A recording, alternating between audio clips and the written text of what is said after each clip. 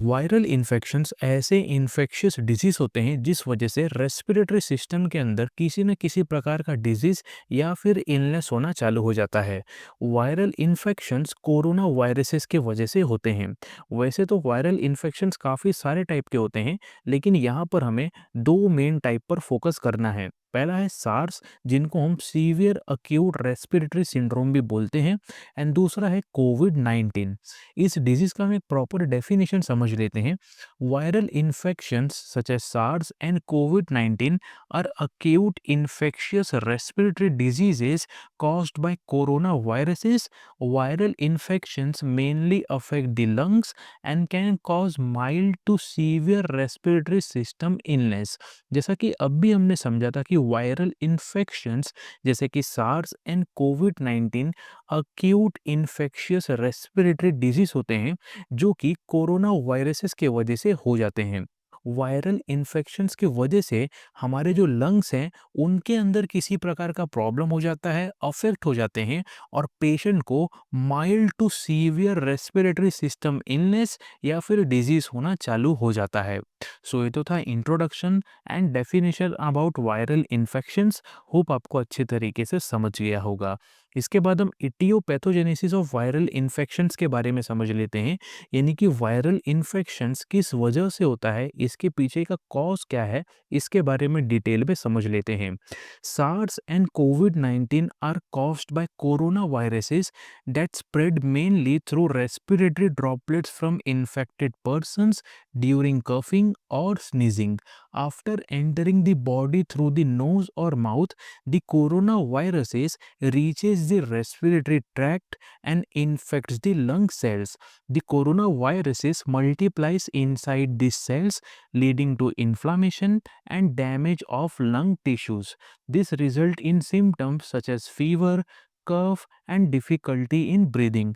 In severe cases, the infection can also cause pneumonia and respiratory failure. जैसा कि हमने starting में समझा था कि सार्स एंड कोविड-19 ऐसे इन्फेक्शियस डिजीज है जो कि कोरोना वायरसेस के वजह से हो जाते हैं।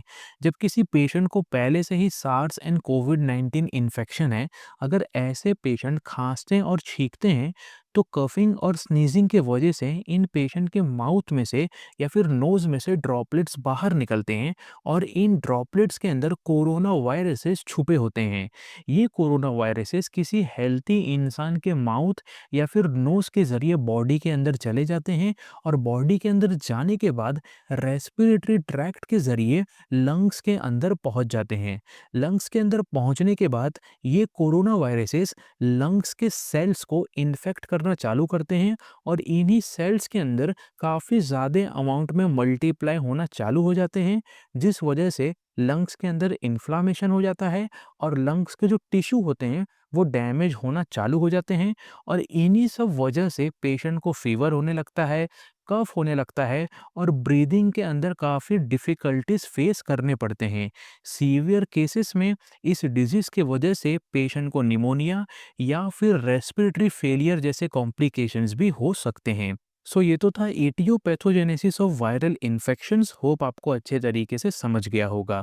इसके बाद हम clinical manifestations of viral infection के बारे में समझ लेते हैं, यानी कि वायरल इन्फेक्शंस के साइंस एंड सिम्टम्स क्या क्या होते हैं, लक्षण कौन कौन से होते हैं, इनके बारे में डिटेल में समझ लेते हैं। पेशेंट्स विथ सार्स एंड कोविड-19 commonly present with fever, dry cough, sore throat, fatigue, headache and body pen.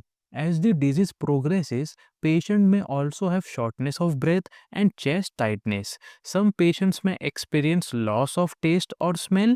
In severe cases, the infection can lead to pneumonia, severe breathing difficulty, hypoxia, and respiratory failure. जिन patient को SARS and कोविड-19 infection हो जाता है, ऐसे patient को starting के stages में फीवर होने लगता है, ड्राई कफ हो जाता है, सोर थ्रोट होने लगता है, यानी कि थ्रोट के अंदर पेन या फिर इरिटेशन जैसा फील होना चालू हो जाता है। ऐसे पेशेंट को फटीग होने लगता है, हेडेक होना चालू हो जाता है, और बॉडी के अंदर पेन होना भी चालू हो जाता है। जैसे जैसे ये डिजीज प्रोग्रेस होगा, वैसे वैसे पेशेंट को शॉर्टनेस ऑफ ब्रेथ होने लगता है, और चेस्ट के अंदर टाइटनेस फील होना भी चालू हो जाता है। काफ़ी सारे पेशेंट ऐसे भी होते हैं जिनका टेस्ट पूरी तरह से लॉस हो जाता है और स्मेल भी लॉस होना चालू हो जाता है। सीवियर केसेस में इस इन्फेक्शन की वजह से पेशेंट को निमोनिया हो जाता है, ब्रीदिंग में काफ़ी डिफ़िकल्टीज फेस करने लगते हैं, हाइपोक्सिया कंडीशन हो जाता है और रेस्पिरेटरी फेलियर जैसे कॉम्प्लिकेशंस भी होने के चांसेस रहते हैं। सो ये तो था clinical manifestation of viral infections. Hope आपको अच्छे तरीके से समझ गया होगा। इसके बाद हम non pharmacological management of viral infections के बारे में समझ लेते हैं, यानी कि इस डिजीज़ को बिना किसी मेडिसिन के किस तरीके से मैनेज किया जाता है, इसके बारे में डिटेल में समझ लेते हैं। Isolation of infected patients to prevent spread.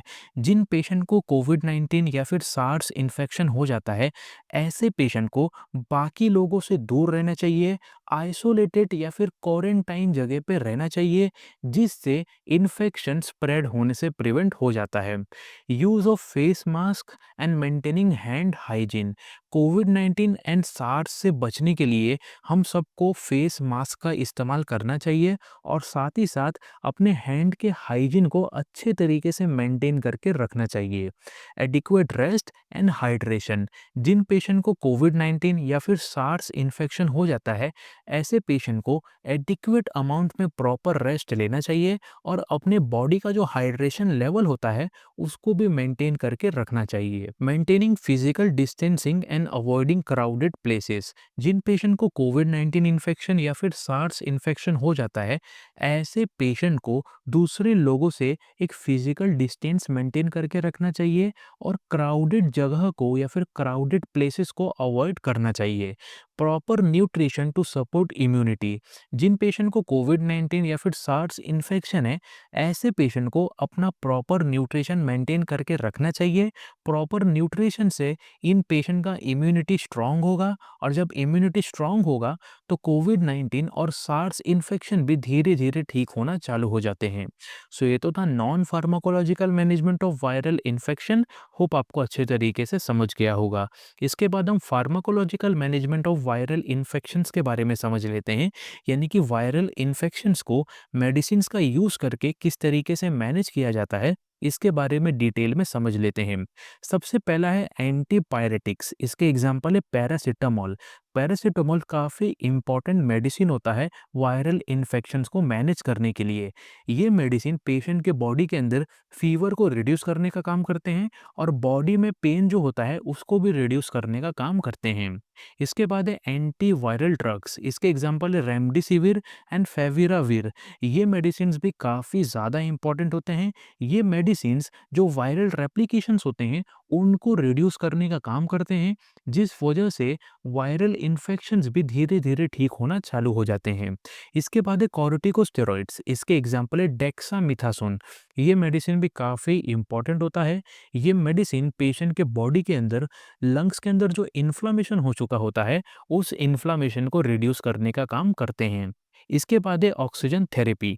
Oxygen therapy काफ़ी ज़्यादा इम्पॉर्टेंट होता है वायरल इन्फेक्शंस को मैनेज करने के लिए। अगर पेशेंट के बॉडी के अंदर ऑक्सीजन सैचुरेशन काफ़ी कम हो गया है तो इसी ऑक्सीजन सैचुरेशन को ठीक करने के लिए ऑक्सीजन थेरेपी का इस्तेमाल किया जाता है। इसके बाद है वैक्सीनेशन। इसके एग्जांपल है कोविड-19 वैक्सीन्स। कोविड-19 वैक्सीन्स काफ़ी इम्पॉर्टेंट वैक्सीन होता है जिससे कोविड-19 इन्फेक्शन या फिर सार्स इन्फेक्शन प्रिवेंट हो जाता है और वापस से दोबारा होने के चांसेस काफ़ी कम हो जाते हैं। सो ये तो था pharmacological management of viral infections. Hope आपको अच्छे तरीके से समझ गया होगा। सो यहाँ पर वायरल इन्फेक्शंस वाला चैप्टर अच्छे तरीके से ख़त्म होता है। अगर आपको किसी भी टाइप का क्वेश्चन या फिर डाउट है तो आप हमें कमेंट बॉक्स में पूछ सकते हैं।